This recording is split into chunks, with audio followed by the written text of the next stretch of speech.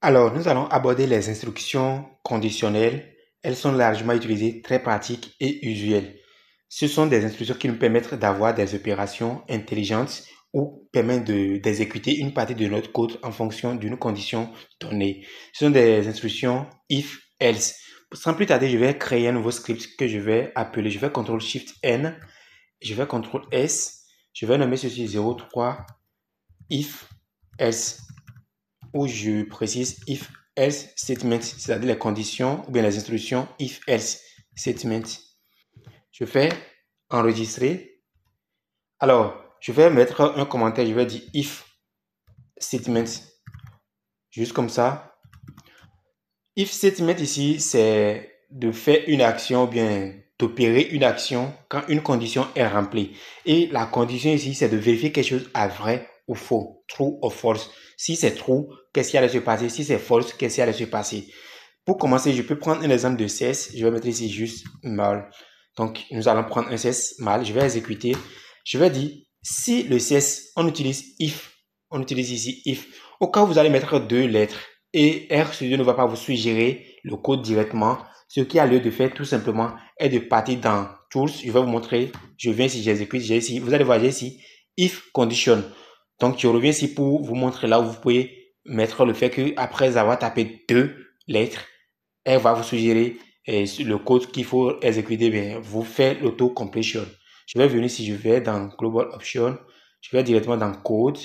Arrivé au niveau de Code, vous allez venir directement au niveau de Completion. Au niveau de Completion, vous allez voir ici Show Completion After Character Entered. Ici, par défaut, je pense que c'est 3. Moi, j'ai mis ça sur 2. Donc, dès que je tape deux lettres, F me suggère déjà, ou bien RStudio me suggère déjà les fonctions, ou bien les objets qui commencent par ces deux lettres-là. Donc, je vais juste faire appliquer, et vous faites aussi appliquer de votre côté. OK. Donc, on revient encore ici sur notre if. Donc, vous allez voir que quand j'ai mis ce qu'on appelle snippet, c'est-à-dire ce bout de code, if, vous allez voir ici, automatiquement, RStudio va suggérer la condition. Donc, je vais mettre ici ma condition, c'est-à-dire ce qui sera évalué. Et si cette condition est remplie, qu'est-ce qui allait se passer? Je peux dire que je peux vérifier si le CS est égal à mal, qu'est-ce qui allait se passer? Là, je peux juste afficher un message, faire un print dans la console et je vais dire you are mal. Quelque chose du genre, juste comme ça. Donc, si je mets mon curseur au début ou bien à la fin et j'exécute ici, je fais CTRL Enter, j'ai ici dans la console ceci qui est exécuté, juste parce que cette condition est remplie, c'est-à-dire cesse est égal à mal. Comme vous pouvez voir ici, si je sélectionne juste ceci et j'exécute, vous allez voir true. Donc, c'est parce que la condition est évaluée à vrai que j'ai eu ce résultat. Donc, si cette condition n'est pas remplie, qu'est-ce qui allait se passer? Je peux mettre ici else. C'est-à-dire, quand la condition n'est pas remplie, si ceci n'est pas rempli, else, je peux juste copier ce bout de code. Encore, je colle là. Je mets. Et si la condition n'est pas remplie, autrement dit, si ceci n'est pas égal à mal, donc je vais dire ici, else. Là, il faut m'afficher, you are, attention, je mets ici print. Je vais dire ici, you are, hop, you are female, quelque chose du genre. Donc, j'exécute ceci. Et vous allez voir ici, j'ai toujours eu à mal parce que la condition reste toujours ici à s'exécuter. Si je mets ici female, ça veut dire que la condition n'est plus, ou bien le CS n'est plus mal. D'accord? Du coup, si j'exécute ceci, vous allez voir que rien ne va se passer parce que la condition n'est pas remplie.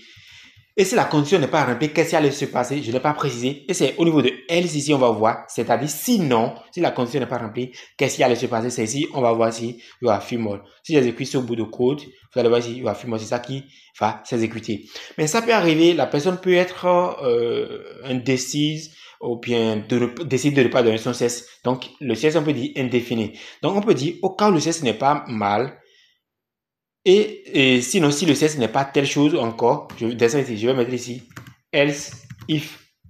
C'est-à-dire, au lieu de prendre décision radicalement ou bien voilà, de décider l'opposé de notre condition, on peut encore dire sinon si. C'est ça qui est else if ici. Donc, je peux encore mettre les mêmes conditions ici. Je vais dire, je vais venir ici, je mets ça. Si le CS est mal, faut me dire you are mal. Sinon, si.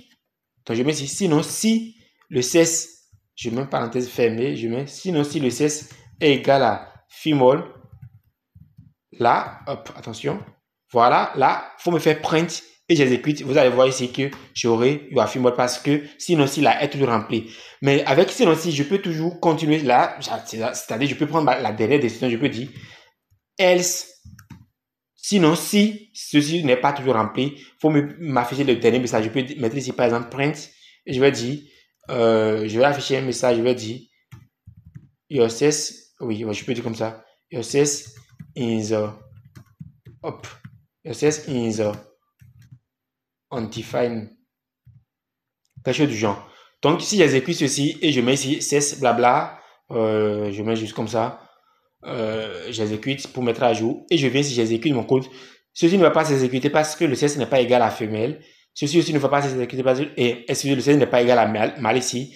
Cette ligne aussi ne va pas s'exécuter parce que le sexe n'est pas égal à femelle. Et c'est plutôt ceci qui va s'exécuter. Au cas où rien de tout ceci ne va se passer, qu'est-ce qui va se passer? C'est que nous allons afficher le message your sex is undefined.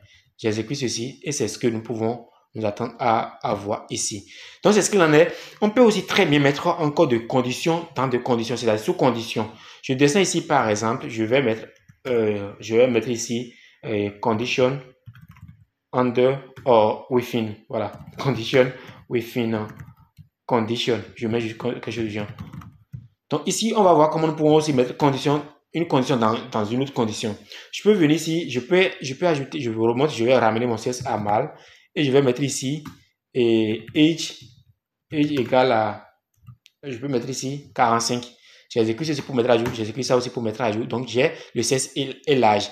Je peux venir ici, je peux dire si le sexe ici j'ai mis sex, donc je dois aussi respecter ceci exactement comme ça. Donc je vais dire si le sexe est égal à mâle, je vais venir ici. Si cette condition est déjà remplie, je peux encore mettre d'autres conditions à l'intérieur. Je peux dire si, attention, si l'âge est inférieur ou bien supérieur à 45, ou je peux mettre directement 45 et 40 ici. Je vais mettre ici un message. Je vais prendre encore. Je mets par exemple, I can collaborate with all person, quelque chose du genre, all person. En fait, si la culture de sexe masculin et ton âge est encore supérieur à 40, c'est comme si voilà, tu es un vieux père, je peux pas collaborer avec toi. Attention ici, je veux mettre la négation, I can't collaborate with all person. Sinon, ça veut dire sinon quoi? Sinon, si le sexe est inférieur, on va mettre plutôt ici, c'est-à-dire le message positif. Je peux mettre ici I can collaborate with you. Je mets ça. I can collaborate with you. Donc ça veut dire que si le sexe est masculin et nous avons ceci, nous allons mettre cette condition. Je peux aussi descendre, ne rien mettre et je veux dire sinon, non attention, c'est pas si je voulais rester. Sinon, si le sexe n'est pas égal à, si le sexe n'est pas mâle et c'est plutôt femelle, je vais mettre ici else ici et je mets l'accolade. Je vais mettre ici si encore l'âge est supérieur à 40. Là, je peux mettre ici print. Là, je peux mettre mon message. C'est que je peux toujours mettre ceci. C'est comme si je donne de privilèges aux femmes. Même si c'est une femme qui a un âge plus de 40 ans, je peux toujours dire que oui, I can collaborate with you. Donc, vous comprenez un peu ici les conditions, comment nous pouvons mettre et créer des conditions if, else if, sinon si, et puis avoir tout ce que nous voulons. Ça va dépendre vraiment de notre contexte, ce que nous voulons faire, et dans quel cas nous avons besoin de retourner telle chose. Donc, c'est ce qu'il faut comprendre ici. Tout ce que nous venons de faire ici, j'ai mis if, else if séparé. On peut aussi faire très bien avec en une fonction qui est if else directement. Je mets ici if else. Je vais mettre d'abord un commentaire. Je vais dire if else. If else, c'est une fonction que nous pouvons utiliser directement et mettre les deux actions. Si la condition est remplie, ce qu'il y a lieu de faire. Sinon, ce qu'il y a lieu de faire. Je mets ici if else. Vous voyez un peu. Donc ici, vous allez voir. Avec cette suggestion du contenu, bien des paramètres de la fonction, vous allez voir ici test, yes, no. Donc, je mets ici le test. Si le test est évalué à vrai, et qu'est-ce qui allait se passer? Sinon, qu'est-ce qui allait se passer? Donc, je peux mettre encore ici, si le cesse est égal à mal, je fais virgule, je mets ici, par exemple, je peux dire print, you are, je mets encore le même message, you are mal. Sinon, on va mettre ici, I can, sinon print, je mets encore print, voilà, I can't guess your cess. Je mets juste comme ça. C'est juste pour, à titre d'exemple, j'exécute. Vous allez voir quoi ici? J'ai le cesse est égal à mal ici. Donc, si je viens ici, c'est ce cesse. Hein. Le cesse est égal à mal ici. Si j'exécute, vous allez voir que si le test est évalué à vrai, qu'est-ce qui allait se passer? Je mets ici print you are firmware et c'est ça j'ai ici effectivement. Donc voilà, c'est juste pour vous permettre de comprendre un peu tout ce que nous pouvons faire avec les conditions if else et puis if else, ce qui est ici en un coup. Ce qu'il faut aussi comprendre, il y a des moments donnés, nous avons besoin de vérifier l'existence de certains éléments dans une liste. Je descends ici, je vais mettre check in list or vector. Je dis vector c'est mieux. Je vais vérifier ici, je vais créer un objet que je vais appeler ici market, pas market, basket. Je vais créer un panier qui va apporter des éléments, c'est-à-dire des articles, ou bien le prix des articles payés. Je mets ici 12 et je vais mettre ici 15. L'unité ici, j'ignore, c'est pas dollar ni euro. Peut-être le devis ici, c'est R.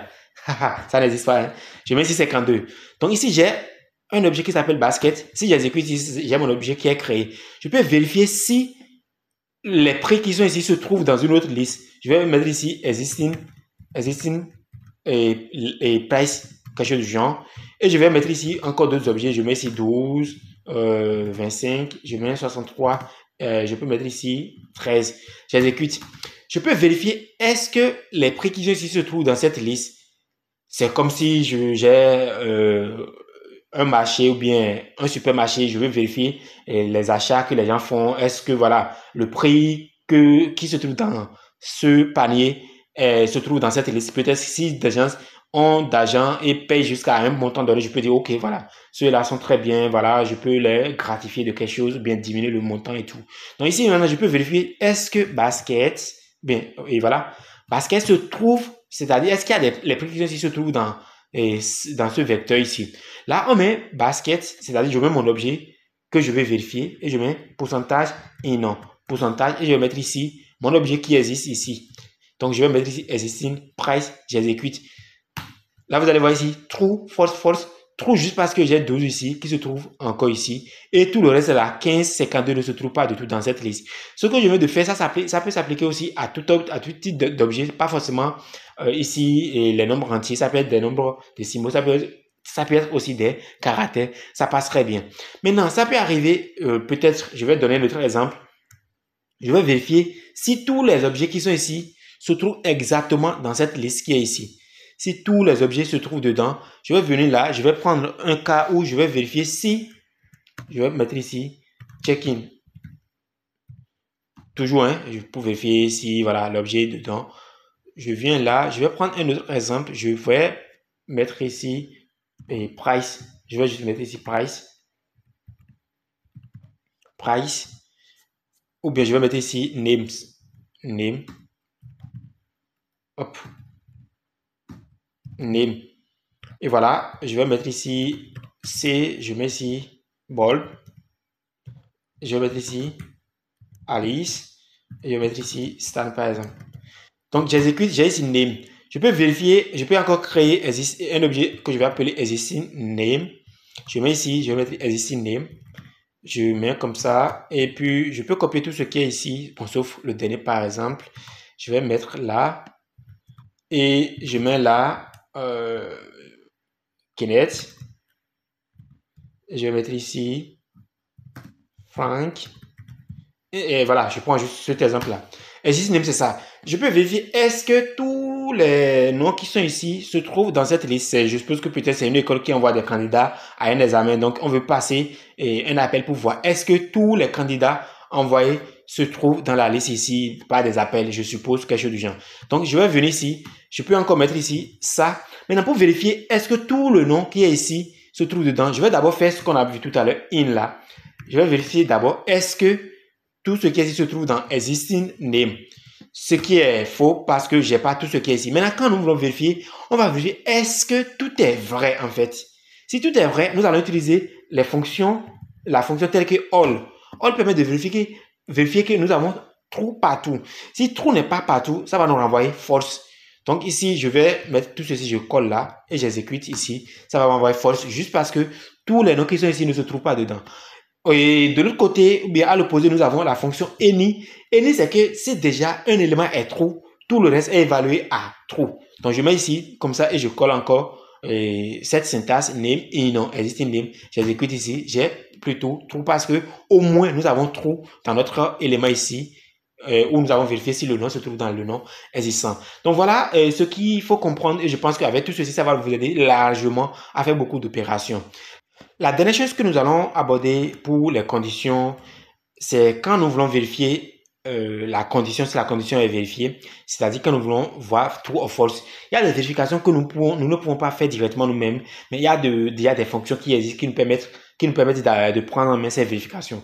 Imaginez que j'ai un objet qui s'appelle price ici, j'ai price, voilà, j'exécute NA, j'ai mis ici price égale à NA. NA veut dire not applicable, bien not available, c'est-à-dire j'ai pas le prix de l'objet.